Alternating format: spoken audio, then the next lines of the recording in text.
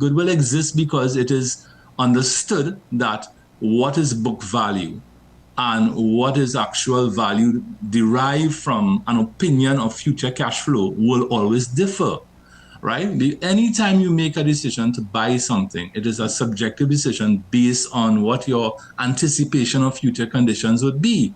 And those things change with time, right? And we did, as I said, there's no way anybody in the NGC back in 2013 could have envisaged a Trinidad and Tobago where gas production was 2.5 and falling, because it's going to fall in 2025, it's going to fall in 2026, it's going to fall in 2027, and it's going to get some relief in 2028 by this Manatee project, right? But this is where we are, and I am here now in 2024, having to come now and go back in time to 2012 and find documents and go and read documents from 2012. Well, I mean, how far again does Minister Young intend to moonwalk? As I said, does he intend to go back to the late 1960s when Pan American Trinidad Oil was drilling on the East Coast and blamed them for the quality of natural gas that they found, which wasn't wet enough? And I would say that I'm very happy that he has raised this issue, because it has now opened a door that allows for a wider and broader discussion about the performance of the energy sector under their 3,392, soon to be 3,500, because we're going to cross into 2025, and there will be an election in 2025, as is constitutionally due. However, let's go back to this allegation that it is a decision about the acquisition of ConocoPhillips' shares in Phoenix Park Gas Processors Limited, and this whole issue of goodwill. Because financial accounting is something which is a great mystery to many people, but it's not a mystery to me, because I have spent a lot of my professional life trying to understand the vagaries of financial accounting and speaking to chartered accountants and so on in the last 24 hours. They were all having a very good laugh about these statements by the minister, because this concept of goodwill is something which is par for the course, is something which all global companies, all international companies have goodwill.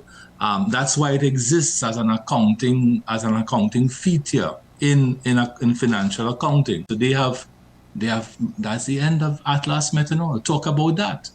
We could talk about the refinery. That refinery should be the subject of about 10 shows like this.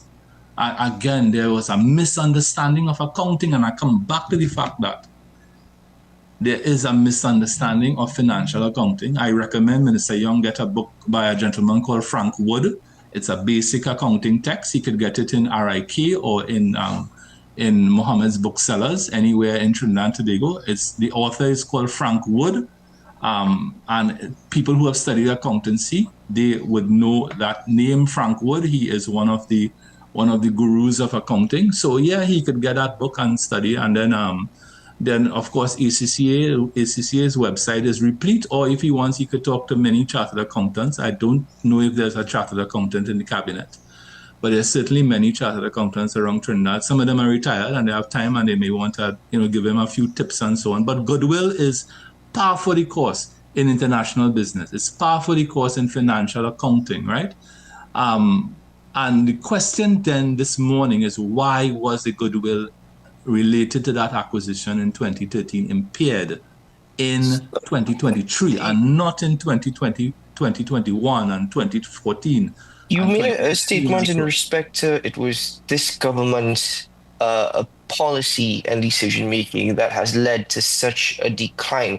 Could you kindly elaborate? What policies are you referring to? Yeah, thousands of people in Trinidad and Tobago with ACCA. A company must recognize a goodwill impairment loss when the carrying value of the goodwill on its balance sheet is greater than the recoverable amount, which means that if the goodwill on your balance sheet is 100 and the recoverable amount is 80, then there is an impairment, right? Commensurate to that differential between the carrying value and the recoverable amount. Why did the asset the underlying asset, which is Phoenix Park Gas Processors Limited, require as a result of the impairment test. And you see, this is when we strip aside the nonsensical politics and we get into the technicalities of accounting and finance and so on. Why was the asset impaired?